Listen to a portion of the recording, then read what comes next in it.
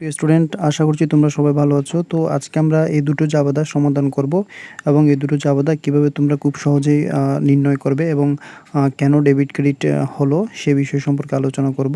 তো সম্পূর্ণ ভিডিওটা দেখার অনুরোধ করছি। তো চলো আমরা শুরু করছি। এখানে বলা হচ্ছে 10% কারবারি বাট্টায় 10,000 টাকার পণ্য ক্রয় করে নগদে পরিশোধ করা হলো। অর্থাৎ একটা বিষয় আমাদেরকে এক্ষেত্রে মনে রাখতে হবে, সেটা হচ্ছে ক্রয় এবং বিক্রয়ের ক্ষেত্রে যদি বাট্টা থাকে সেটা হচ্ছে কারবারি বাট্টা।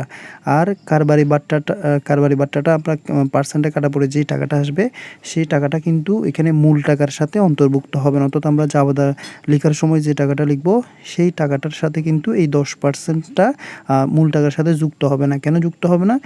যে ক্রয় এবং বিক্রয় ক্ষেত্রে যে বাট্টাটা থাকে সেটা হচ্ছে কারবারি বাট্টা। আর কারবারি বাট্টা মনে রাখতে হবে মূল টাকার সাথে বা নগদ টাকার সাথে অন্তর্ভুক্ত হয় না। তো এটার জাবেদাটা কী হবে দেখো, আমরা যেহেতু পণ্য ক্রয় করেছি তাহলে খরচের পরিমাণ বৃদ্ধি পেয়েছে। ক্রয়টা হচ্ছে প্রতিষ্ঠানের জন্য একটা কি খরচ, খেয়াল করতে হবে ক্রয়টা হচ্ছে প্রতিষ্ঠানের জন্য কি খরচ।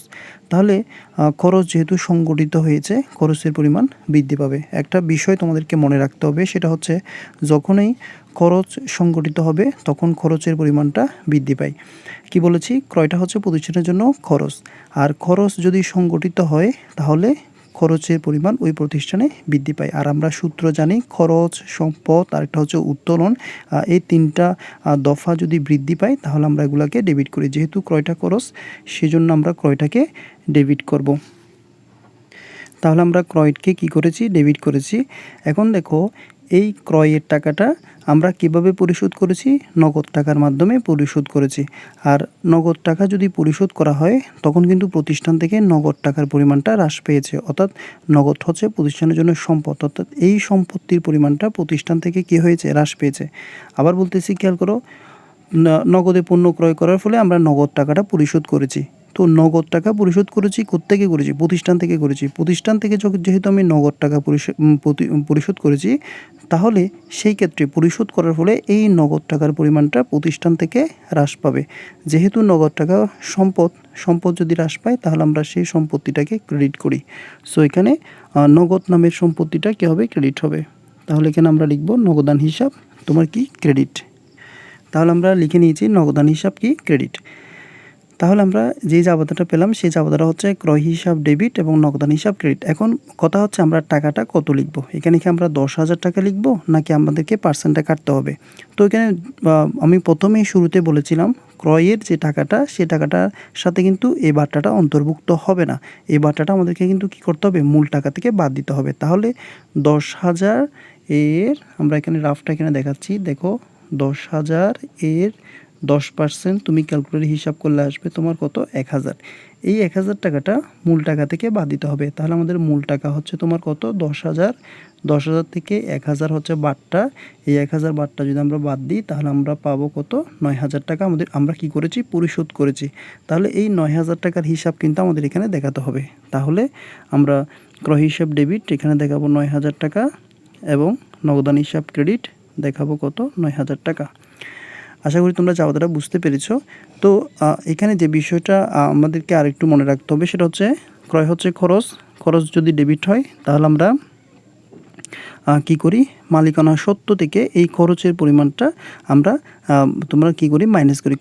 খরচটাকে আমরা মালিকানা সত্ত্ব থেকে মাইনাস করি। তার মানে আমাদের এখানে কি হবে? ই হ্রাস হবে।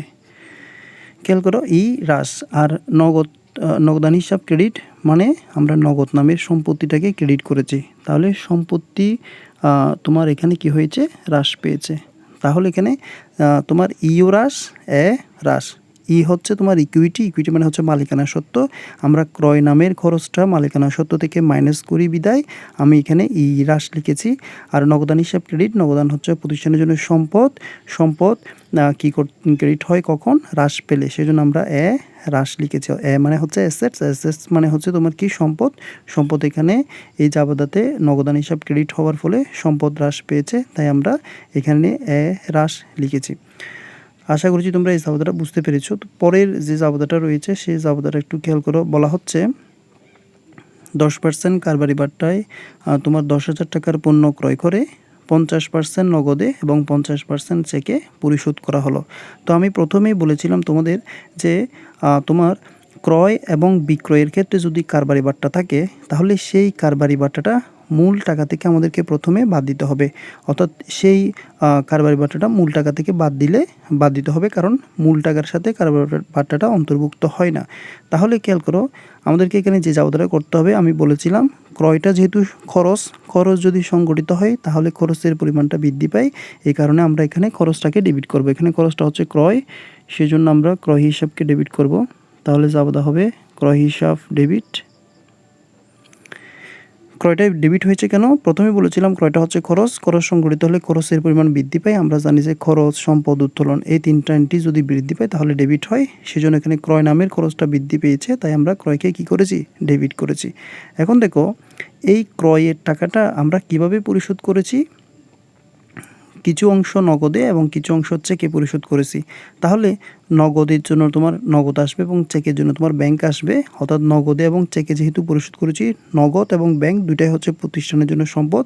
এখানে সম্পদগুলো হ্রাস পাবে, সেজন্য আমরা নগদ এবং ব্যাংকে কী করব? ক্রেডিট করব। কারণ আমরা জানি সম্পদ যদি হ্রাস পায় তাহলে তাদেরকে ক্রেডিট করতে হয়। তাহলে আমরা নগদান হিসাব ক্রেডিট এবং ব্যাংক হিসাবকে ক্রেডিট করব। তাহলে খেয়াল করো, আমরা নগদান হিসাবকে ক্রেডিট করেছি, ব্যাংক হিসাবকে ক্রেডিট করেছি। এখন হচ্ছে তোমার টাকাটা আমরা কীভাবে বসাবো সেটা খেয়াল করো। আমরা 10,000 থেকে 10% প্রথমে কাটবো। আমরা জানি 10,000-এর 10% হচ্ছে তোমার কত? 1,000। সেই 1,000 টাকাটা 10,000 থেকে বাদ দিলে আর থাকে 9,000।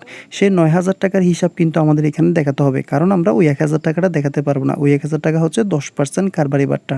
আর আমরা জানি যে কারবারি বাট্টা মূল টাকার সাথে অন্তর্ভুক্ত হয় না। সো আমরা এখানে দেখাবো 9,000 টাকা। তাহলে আমার ডেবিট হচ্ছে 9,000 এবং এখানে নগদান হিসাব ক্রেডিট এবং তোমার ব্যাংক হিসাব ক্রেডিট। তাহলে এখানেও বলা হয়েছে 50%, এখানেও বলা হয়েছে 50%, কিন্তু আমরা হিসাব করব তোমার কত টাকাকে?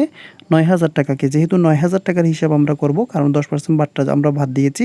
তাহলে 9,000 টাকার 50% হচ্ছে 4,500, আর এখানেও তোমার 50% হবে 4,500। তাহলে আমরা এখানে দেখাবো 4,500, এখানেও ব্যাংক হিসাব ক্রেডিট হবে 4,500।